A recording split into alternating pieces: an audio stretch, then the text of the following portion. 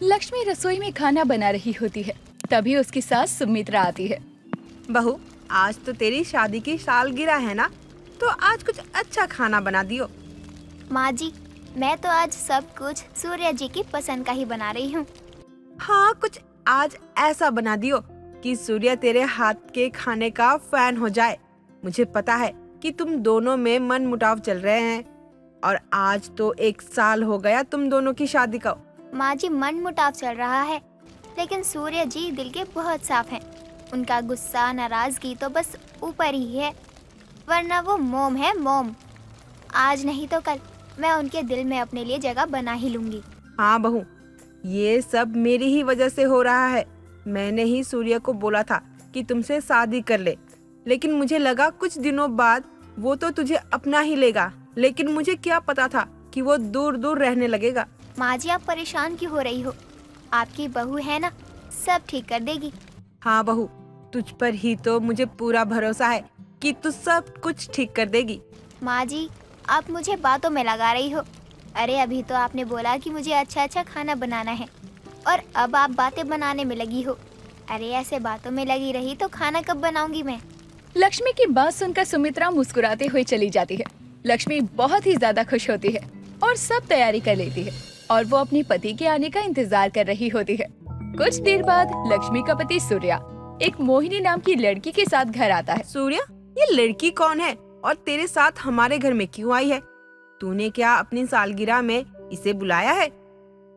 तेरे और भी दोस्त आने वाले हैं क्या? बता भी। माँ, ये मेरी दोस्त नहीं है, मैं इससे प्यार करता हूँ। माँ का प्यार याद आया, या और एक थप्पड़ मारूं तब जाकर सब कुछ याद आएगा? माँ, मुझे पता है इसको देखने के बाद आपको अच्छा नहीं लग रहा है, लेकिन अब मैं क्या करूँ, इस बात को ज्यादा देर में छुपा नहीं सकता। माँ, प्यार करता हूँ मैं इससे। सूर्य, मोहिनी आपका प्यार है तो आप भी तो मेरे प्यार हो। आप मेरे बारे में भी तो सोचो। मैं तुमसे माफी चाहूंगा, लेकिन अब मैं तुमसे प्यार नहीं करता। मैं प्यार मोहिनी से करता हूँ, और हम साथ रहेंगे। अगर तुम हमारे साथ रहना चाहती हो तो रह सकती हो, वरना अपने मायके जा सकती हो। सूर्य, तुम क्यों किसी को कोई भी सफाई दे रहे हो? और हम दोनों बालिग हैं, हमारी मर्जी, हम किसी से भी प्यार करें, किसी से भी शादी करें, और तुम्हारी पहली पत्नी को तो कोई प्यार भी ना करे। मोहिनी और सूर्या की बातें सुनकर लक्ष्मी को बहुत ज्यादा और बड़ा धक्का लगता है, और लक्ष्मी रोते हुए कमरे में चली जाती है। सुमित्रा भी अपने बेटे को घूरते हुए लक्ष्मी के कमरे में जाती है और उसे चुप करवाती है और समझाती है कि वो ही अपना घर बचा सकती है। सुमित्रा की बात सुनकर लक्ष्मी हार नहीं मानने का विचार करती है, और वो अब मोहिनी को सबक सिखाने की सोचती है। और अगले दिन जब लक्ष्मी रसोई में खाना बना रही होती है, तो मोहिनी रसोई में कदम रखने जा रही होती है। तभी लक्ष्मी मोहिनी को रसोई से बाहर धक्का दे देती है। तुम क्या पागल हो गई हो? इतनी जोर से धक्का कौन देता है? तुम्हारी वजह से मैं गिर गई। तो क्या हुआ, जमीन पर गिरी हो ना तुम, नजरों में तो पहले ही गिर चुकी हो। तुम ज्यादा बकवास मत करो, जितना उछल रही हो ना तुम, उतनी ही जोर से जमीन पर गिरोगी। आई बात समझ में? मुझे अभी तुम अच्छे से जानती नहीं हो। कोई बात नहीं, अब तो तुम इसी घर में एक बाहर वाली की तरह रहोगी ना, अब अच्छे से जान लूंगी। हटो मेरे रास्ते से, मुझे रसोई जाना है, भूख लग रही है। और डियर बाहर वाली, तुमने मेरे पति को तो अपने कब्जे में कर लिया, लेकिन मेरी रसोई को अपने कब्जे में नहीं कर सकती हो। ये मेरी रसोई है, और मैं अपनी रसोई किसी ऐरे गैरे को नहीं दे सकती। तुम्हारी इतनी हिम्मत, तुम मुझे ऐरा गैरा बोल रही हो? पता है ना, सूर्य प्यार करता है मुझसे। सूर्या जी को तो वही चीजें पसंद होती हैं जिससे कोई मुंह ना लगाए। खैर, मुझे तुमसे बहस करने में जरा भी दिलचस्पी नहीं है। ये रसोई मेरी है और तुम नहीं आ सकती हो, लेकिन फिर भी तुमने रसोई में आने की कोशिश की तो मैं तुम्हें घर से बाहर निकलवा दूंगी, क्योंकि घर तो अब भी माँ जी का ही है ना। लक्ष्मी की बात सुनकर मोहिनी को गुस्सा आता है, लेकिन वो बिना कुछ बोले वहाँ से चली जाती है। मोहिनी अब अपनी अलग रसोई में खाना बनाने में लग गई थी। खाना बनाने के बाद सूर्या और मोहिनी खाना खाने बैठते हैं, लेकिन मोहिनी ने बेकार खाना बनाया था, जिसे सूर्या खाते ही थूक देता है। ये क्या है? इसे खाना कहते? अरे गली का कोई कुत्ता ना खाइए। मुझे बस यही सब बनाना आता है, खाना है तो खाओ, वरना मत खाओ। मोहिनी बहुत ही गंदा खाना बनाती है, जो सूर्या को जरा भी पसंद नहीं आता। और वो बिना खाए ही चला जाता है। ऐसे ही कुछ दिनों बाद लक्ष्मी अपनी अलग रसोई में मटर पनीर, सोया चाप, बासमती चावल और अच्छा खाना बनाती है। वहीं दूसरी तरफ मोहिनी बस उबली हुई दाल और जली हुई रोटियां लेकर बैठी होती है। एक तरफ मोहिनी, सूर्या बैठे हुए थे और दूसरी तरफ लक्ष्मी और उसकी सास। बहू, सच में तेरे हाथ के खाने में जो स्वाद है ना, वो किसी भी बड़े होटल के महाराज के हाथों में नहीं होगा। तू तो सादे खाने में भी जान डाल देती है। ये मटर पनीर तो इतनी ज्यादा अच्छी लग रही है, सच में खाकर मजा आ गया। माँ जी, मैंने खीर बनाई है, वो लाती हूँ आपके लिए। वो आपको और भी ज्यादा पसंद आएगी। अरे बहू, तू पूछ क्यों रही है? जाना लेकर आजा खीर। अरे खीर तो मुझे बहुत ज्यादा पसंद है। ठीक है माँ जी, मैं अभी लेकर आती हूँ। मोहिनी, तुम ये सब क्या बना देती हो यार, खाया नहीं जाता मुझसे ये सब। अरे इतने दिन हो गए, कम से कम अब तो कुछ अच्छा बनाना सीख लो। ये जला हुआ खाना रोज मैं नहीं खा सकता। तुम ना अपनी माँ और घरवाली के आगे ज्यादा बोलो मत। जो मिल रहा है वो चुपचाप खा लो, वरना ये भी नहीं मिलेगा खाने को।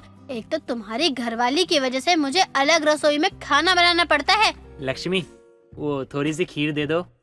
तुझे क्यों खीर चाहिए? जिसे तू प्यार करता है वो तो तेरा प्यार से ही पेट भर रही होगी ना। खीर खाने की क्या जरूरत है बेटा? वैसे भी बहू के हाथ का खाना तुझे कहाँ ही रास आएगा। मोहिनी, बस तुम्हारे कारण देखो मैं अच्छा खाना तक नहीं खा पा रहा। और तो और खुद को देखो। अरे खाना बनाना आज के टाइम में सबको आता है, सीख लेती तो क्या हो जाता, घिस जाती क्या? तुम्हें इतना ही बुरा लग रहा है ना, तो जाओ अपने घरवाले की खाने की प्लेट को चाटो। यहाँ मत कुछ बोलो, क्योंकि मैं तुम्हारे पास नहीं आई थी, बल्कि तुम ही मेरे पीछे पीछे आए थे। अब बाहर वाली अपनी अलग रसोई में अलग खाना तो बनाएगी ही ना। चल बहू, हम दोनों कमरे में ही खाते हैं। यहाँ तो ये दोनों हमारे खाने पे नजर मार रहे हैं। ऐसे ही समय गुजरता है। अब सूर्या और मोहिनी में खाने को लेकर लड़ाइयाँ रोज की बढ़ती जा रही थी। दिन निकल रहे थे और उनकी लड़ाइयाँ रुकने का नाम नहीं ले रही थी। कुछ दिनों के बाद लक्ष्मी अपने साथ अपने दोस्त अक्की को लेकर आती है और उसके लिए कुछ खाने को बनाने जाती है। अक्की भी उसके साथ काम करने लगता है। तभी सूर्य आता है और रसोई में दोनों को देखकर गुस्से में कहता है, माँ, ये सब क्या हो रहा है हमारे घर के अंदर? ये लड़का कौन है और हंस हंस के क्यों बातें कर रहा है? मुझे कुछ समझ में नहीं आ रहा। वो कह रहा है यहाँ पर, और आप कुछ बोलती क्यों नहीं हो उसे? अरे सुनना क्यों है? माँ जी की मर्जी से ही तो मैं यहाँ आया हूँ। क्यों माँ जी? बीच में बोल क्यों रहा है तू? हाँ, अपनी माँ से बात कर रहा हूँ, मुंह बंद रख। गलत क्या बोल रहा है? तेरी घरवाली और बाहर वाली की अब तक रसोई ही अलग हुई थी, लेकिन अब मैं सोच रही हूँ कि तेरी घरवाली की दोबारा शादी करवा दूँ। माँ, ये क्या कह रही हो आप? शादी और लक्ष्मी की? नहीं नहीं नहीं नहीं, वो मेरी पत्नी है यार, वो दोबारा शादी कैसे कर सकती है? नहीं नहीं, मैं तो ये सोच ही नहीं सकता। और मैं क्या, लक्ष्मी तो इस बात के लिए मानेगी नहीं। क्यों? मैं क्यों ना मानूं? अब माँ जी मेरी माँ ही तो है, और उन्होंने इतना अच्छा लड़का देखा है मेरे लिए, तो मुझे अक्की जी काफी पसंद है। माँ जी, मैं इस फैसले से सहमत हूँ। नहीं नहीं नहीं, मैं सहमत नहीं हूँ, नहीं होगी ये शादी वादी। आपके सहमत होने या ना होने से कुछ नहीं होगा। आपकी बाहर वाली को आप संभालो। नहीं लक्ष्मी, तुम ऐसा नहीं कर सकती, तुम मेरी पत्नी हो यार। मुझे माफ कर दो, मुझसे गलती हो गई। सूर्या की बात मोहिनी सुन लेती है और गुस्से में कुछ बोलती उससे पहले ही अक्की उसे देखकर उसे गले लग जाता है, जिसे देखकर सबको झटका लगता है। फिर अक्की सबको बताता है कि वो मोहिनी से प्यार करता है और एक गलतफहमी के कारण मोहिनी उसे छोड़कर चली गई थी। उसने उसे बहुत ढूंढा, पर उसे वो अब मिली है और अक्की मोहिनी को समझाकर अपने साथ ले जाता है। लक्ष्मी भी सूर्या को माफ कर देती है। सोनाक्षी को चीज समोसे खाना बहुत अच्छा लगता था। वो आए दिन चीज समोसे खाया करती। खुद खाने के साथ साथ वो अपने साथ वालों को भी बस चीज समोसा ही खिलाया करती। सोनाक्षी का जन्मदिन आता है और वो अपने घर में सबके लिए पार्टी रखती है, जिसमें वो अपने सभी दोस्तों को बुलाती है। लेकिन वो अपने बर्थडे पार्टी में भी बस खाने के लिए चीज समोसा ही रखती है। ये देखकर सोनाक्षी की सहेली निशा कहती है, अरे यार, तूने आज भी अपने जन्मदिन पर यही चीज समोसे खिलाने हैं क्या? मुझे तो लगा आज तेरा बर्थडे है, हमें कुछ और खाने को मिलेगा, लेकिन आज भी तू यही ले आई चीज समोसे। हाँ तो परेशानी क्या है? तुझे तो पता ही है कि चीज समोसा भी कितना महंगा आता है। यही तो मैं भी बोल रही हूँ कि कितना महंगा आता है, फिर भी तू यही खाती है। अरे कभी कुछ और भी ट्राई किया कर। जब चीज समोसे का टेस्ट ही नहीं जा रहा मेरी जुबान से, तो क्या ही मैं कुछ और नया ट्राई करूं? तुझे कुछ और नहीं खाना तो मत खा, लेकिन हमें तो अपने ये चीज समोसे मत खिला। जब भी तेरे साथ होते हमें यही खाना पड़ता है। आज तेरा बर्थडे है, कम से कम आज तो कुछ और मंगवा लेती। निशा सोनाक्षी को चीज समोसा ना लाने के लिए बोल ही रही थी कि इतने में सोनाक्षी की माँ संध्या वहाँ आती है और सारी बात सुनने के बाद वो कहती है, सुन लिया तूने? अब आई मेरी बात समझ में? जब मैं मना कर रही थी कि रहने दे यार, चीज समोसे मत मंगवा, तो माना नहीं जा रहा था। अब तेरे दोस्त ही मना कर रहे हैं ये खाने से। माँ, आप भी किन लोगों की बातों में आ रही हो? दोस्तों का तो काम होता ही है हमेशा कमी निकालना, और अब भी वही कर रहे हैं। निशा, तुझसे चुपचाप चीज समोसा खाया नहीं जा रहा? यार तेरी दोस्त हूँ, इसका मतलब ये थोड़ी ना है जो तू बोलेगी वही खा लूंगी। तू हमेशा ही अपने मन की करती है। बस तुझे खाने होते हैं चीज समोसे, इसलिए हम खा लेते हैं। सोनाक्षी बेटा, तू कितना गलत कर रही है। जब तेरे दोस्त तेरी बात सुनकर तेरी मनपसंद की चीज खा रहे हैं, तो तू उनका दिल रखने के लिए कुछ और नहीं मंगवा सकती क्या? आज तो मान जाना। आंटी जी रहने दो, आज तक इसने किसी की बात मानी है जो अब मान जाएगी? चीज समोसे के आगे तो हम लोगों को भूल ही जाती है, किसी की क्या ही बात मानेगी। रहने दो, आप मत बोलो। देखा माँ, ये मेरी दोस्त है, अच्छी तरह से जानती है मुझे, इसे पता है मैं नहीं मानने वाली, इसलिए खुद ही मान गई। अरे जब बर्थडे मेरा है तो यहाँ खाना पीना भी तो मेरे मन का होना चाहिए। देखा, इसको अपने आगे किसी की पड़ी ही नहीं होती है। छोड़ो आंटी, हम बर्थडे शुरू करते हैं, घर भी जाना है वरना लेट हो जाएंगे। निशा अपनी बात बोलकर बर्थडे शुरू करने को कहती है। केक कट करने के बाद सभी लोग आराम से खा पी कर अपने घर चले जाते हैं। सोनाक्षी भी आराम से चीज समोसे खाकर सोने चली जाती है। इसी तरह सोनाक्षी आए दिन चीज समोसे ही खाया करती, अपने आगे ना ही किसी की बात सुनती और ना ही किसी की मानती थी। कुछ दिनों बाद सोनाक्षी दुकान में चीज समोसे खत्म हो जाने की वजह से बहुत उदास थी। वो घर खाली हाथ आती है। तभी सोनाक्षी की माँ कहती है, क्या बात है, इतने समय में आज पहली बार तू घर खाली हाथ आई है बिना चीज समोसे लाए? मैं लेने तो गई थी चीज समोसे, लेकिन मिला ही नहीं, खत्म हो गए थे ना, इसलिए ला ही नहीं पाई। लगता है भगवान अब हमारी तरफ है। बहुत ही अच्छा हुआ कि नहीं मिला तुझे आज चीज समोसा। तू पक नहीं जाती क्या रोज ही एक ही चीज खा खा कर? माँ, आप ये क्या बोल रही हो? मुझे चीज समोसा पसंद है तो मैं वही खाऊंगी ना, और आज नहीं मिला इसका मतलब ये थोड़ी है कि आज नहीं खाऊंगी। जब मिला ही नहीं तो तू कहाँ से खा लेगी? अब क्या जमीन से निकालेगी तू? मैं खुद भी बना सकती हूँ अपने लिए चीज समोसे। इतनी बार खाया है तो बनाने की कोशिश भी तो कर ही सकती हूँ ना मैं। क्या पता अच्छा बन जाए। नहीं, रहने दे, तुझसे कुछ तो होना है नहीं। तू बनाएगी कुछ और बनेगा कुछ। इससे अच्छा आज रहने दे, कल ही खा लियो तू अपना चीज समोसा। माँ, आप क्यों इतना परेशान हो रही हो? मैंने बहुत बार देखा है बनते हुए, मुझे सब पता है कैसे बनाया जाता है चीज समोसे। मैं बना लूंगी, आप टेंशन मत लो। टेंशन कैसे ना लूं? तुझे किचन का रास्ता भी नहीं पता है। आज तक तू कभी गई है किचन में? तो चीज समोसे कहाँ से बना लेगी? माँ, अब ये ज्यादा हो रहा है। हाँ, इतना तो मुझे पता ही है। आप बस देखती जाओ मैं कैसे चीज समोसे बनाती हूँ। वो तो अब चीज समोसे बनाने के बाद ही पता चलेगा कि आखिर बना क्या है। संध्या की बात को सोनाक्षी चुनौती समझकर चीज समोसे बनाने चली जाती है। काफी देर तक सोनाक्षी चीज समोसे बनाने की कोशिश करती है। इतनी मेहनत करने के बाद आखिरकार सोनाक्षी से चीज समोसा बन ही जाता है और वो चीज समोसे ले जाकर अपनी माँ को चखाती है। संध्या जैसे ही चीज समोसा खाती है वो बोलती है, देखा, तुझसे बना नहीं तो अब तूने बाहर से ही मंगवा लिया ना। मैं ये तुझे पहले ही बोल रही थी, लेकिन तूने मेरी बात ही नहीं सुनी। माँ, ये मैंने ही खुद बनाया है। झूठ मत बोल, क्योंकि ये लग ही नहीं रहा कि तूने बनाया होगा। माँ चलो, मैं आपके सामने ही बना देती हूँ, फिर तो यकीन हो जाएगा ना। सच में ये तूने ही बनाया है? पागल तो नहीं बना रही ना? नहीं माँ, सच में ये मैंने ही बनाया है। अरे वाह, मुझे नहीं पता था तो इतना अच्छा चीज समोसा बना लेगी। वाकई बहुत ही अच्छा बना है। बिल्कुल भी नहीं लग रहा कि ये तूने घर पर ही बनाया है। मैं तो पहले ही बोल रही थी कि मैं बना लूंगी। आप ही को मेरी बात पर विश्वास नहीं हो रहा था। अब खाया है तो पता चला ना कि कितना अच्छा चीज समोसे बनाती हूँ मैं। हाँ भाई, मानना पड़ेगा, तूने बहुत ही अच्छा चीज समोसा बनाया है। अब तुझे खाना होगा तो तू घर पर ही बना लिया करियो, दुकान पर जाकर पैसे क्यों खराब करने, थोड़े से पैसे में जब तू खुद ही घर पर बना लेगी। हाँ माँ। सोनाक्षी के बनाए चीज समोसे उसे बहुत अच्छे लगते हैं और वो उसकी खूब तारीफ करती है। अब सोनाक्षी हमेशा खुद घर पर ही चीज समोसे बना लिया करती और ऐसे ही कई दिन निकल जाते हैं। कुछ दिनों बाद सोनाक्षी की बड़ी बहन नेहा अपने ससुराल से आती है, तो उस दिन भी सोनाक्षी ने सबके लिए चीज समोसे ही बनाए थे और चीज समोसे खाकर नेहा कहती है, यार सोनाक्षी, इतना टाइम हो गया लेकिन तू अभी भी नहीं बदली। हमेशा चीज समोसा ही खाती है और दूसरों को भी यही खिलाती है। कभी कुछ और भी खा लिया कर और बना लिया कर। बात सही है तेरी, लेकिन अब जो तू चीज समोसे खा रही है ना, वो सोनाक्षी ने खुद ही बनाए हैं।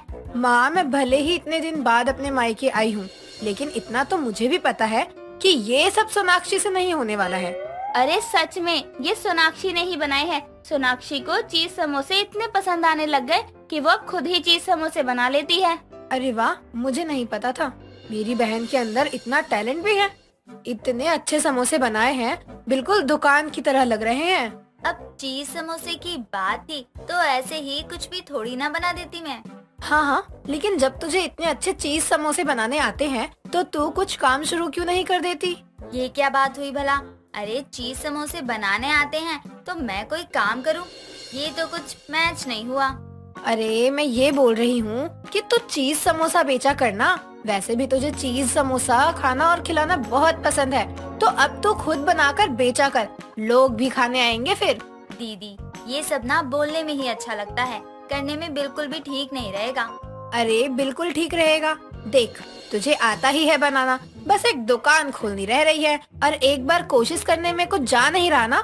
हाँ, बात तो सही ही बोल रही है तू। खुद ही इतने अच्छे चीज समोसे बनाएगी तो आगे से कम खाने लगेगी। सही बोल रही है नेहा। हाँ, मैं एक बार कोशिश तो कर ही सकती हूँ। और वैसे भी नेहा दी तो आ ही गई है, वो मेरी मदद भी कर देंगी। क्यों नेहा दी? हाँ, ये भी कोई पूछने की बात है? तू बस अपने नए काम में लग जा। नेहा का आइडिया सुन अब सोनाक्षी अपनी चीज समोसे की ही दुकान खोल लेती है और खुद चीज समोसे बनाकर बेचने लगती है। सोनाक्षी के चीज समोसे काफी अच्छे भी थे, इसीलिए लोग उसके बनाए चीज समोसे काफी पसंद करते हैं। और जब वो खुद ही चीज समोसे बनाने लगती है और बेचने लगती है, तो खुद ही उसका चीज समोसे खाने से मन हटता जाता है और वो अपने काम पर ध्यान देने लगती है। रजनी अपने ससुराल में एक खुशहाल जीवन बिता रही थी।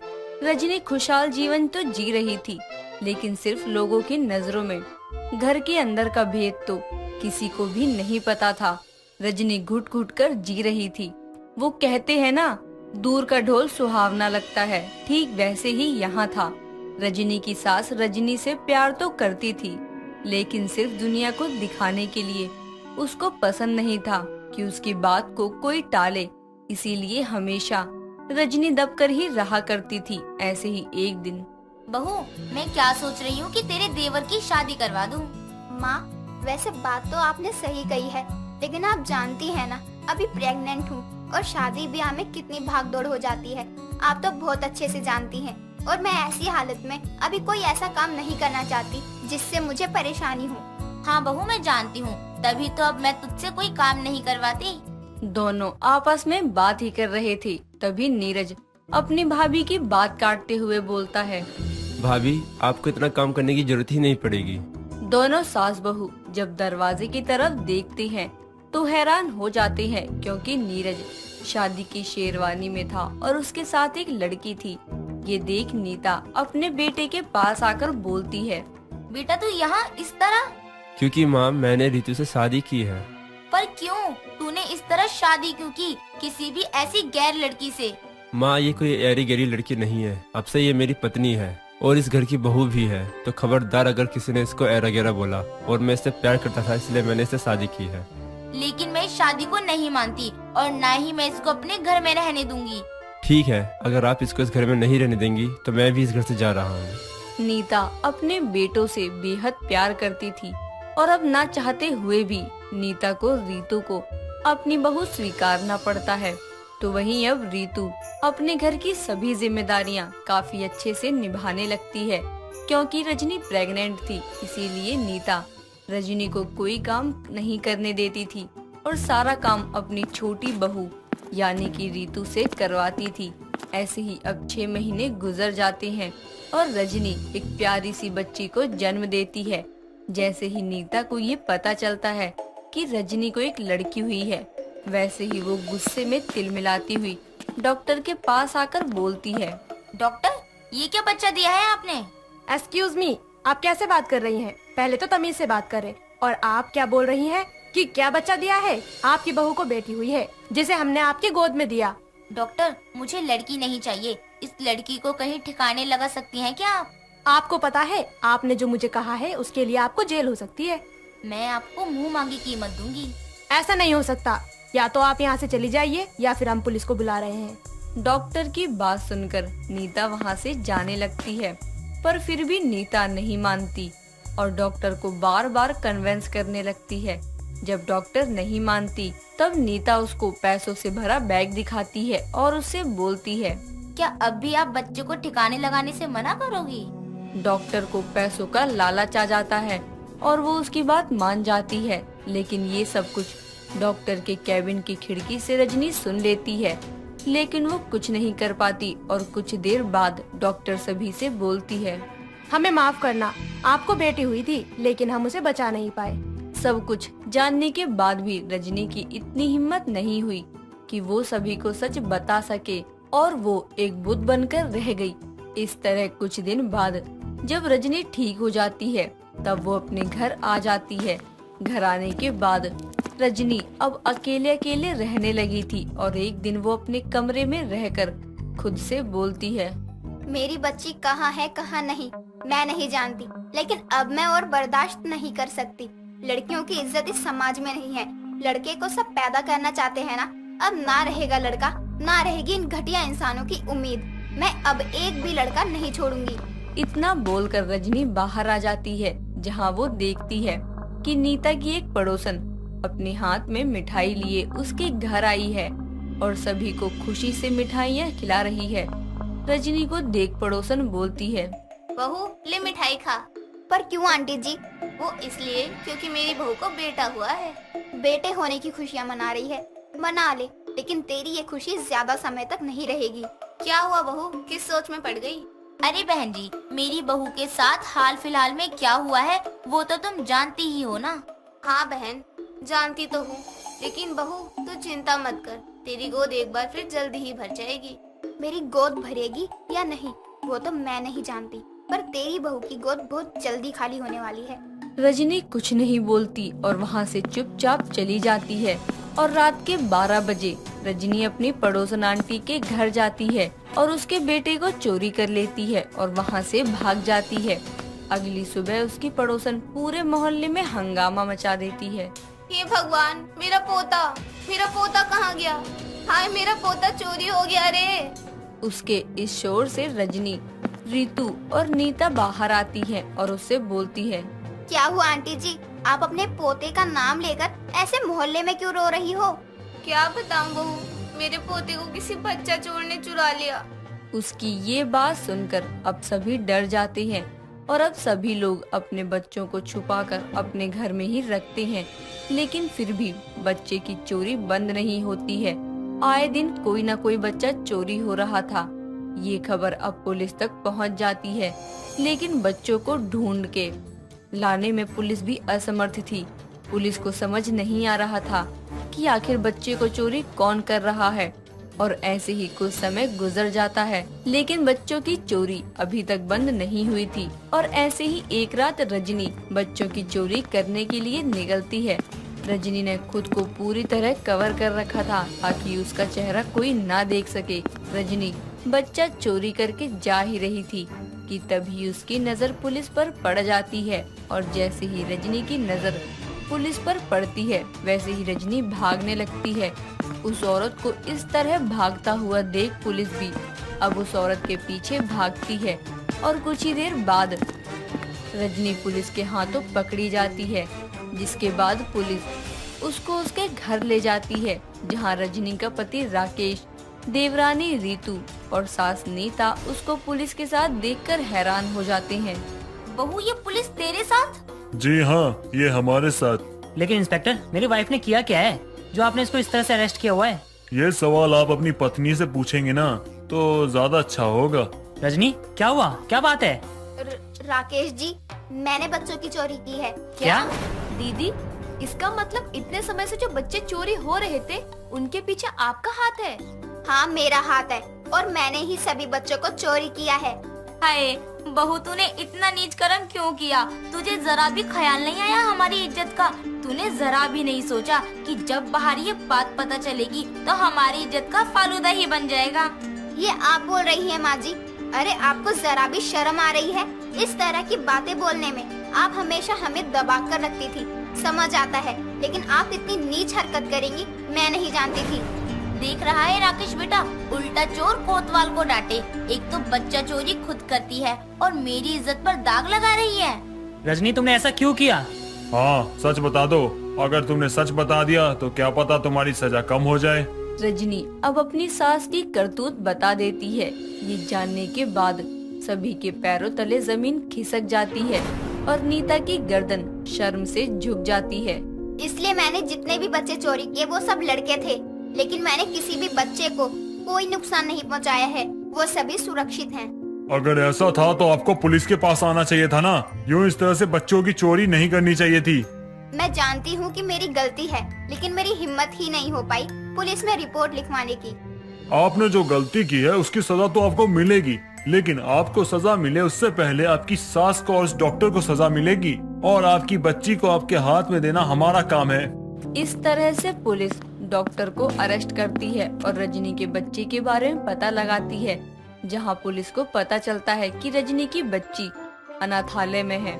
रजनी के साथ डॉक्टर और नीता को भी सजा मिलती है। रजनी को 2 साल की सजा मिलती है तो वहीं डॉक्टर और नीता को 7 साल की सजा मिलती है। दोस्तों, अगर आपको ये कहानी पसंद आई तो इसे लाइक करें, शेयर करें और कमेंट करके बताएं कि कहानी में आपको सबसे अच्छा क्या लगा।